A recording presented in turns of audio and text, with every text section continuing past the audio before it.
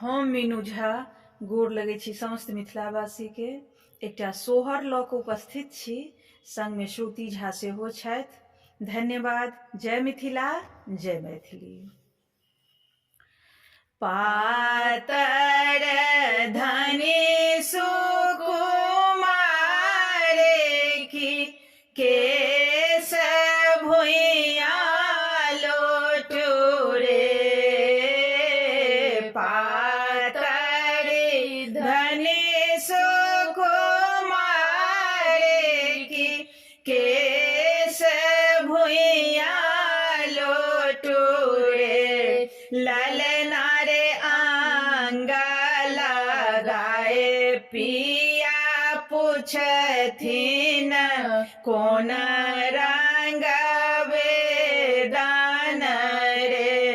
ललना रे आंग लगाए पिया पूछथिन कोन रंग वेदान रे।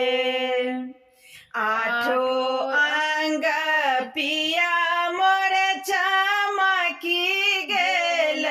डाँड़ साल हरि मारो रे। ललना रे तैयो नहीं होरी जनम लेल आब नहीं बाँचब रे। ललना रे तैयो नहीं होरी जनम लेल आब नहीं बाँचब रे। आधा राति बीतल पिया, पहर राति बीती गेल रे। आधा राति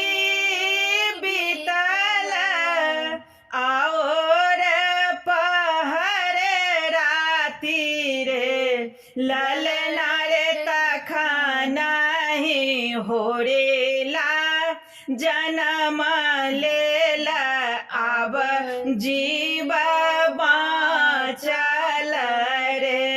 ललना रे तखन नहीं होरेला जनम लेल आब जीव बाँचत रे।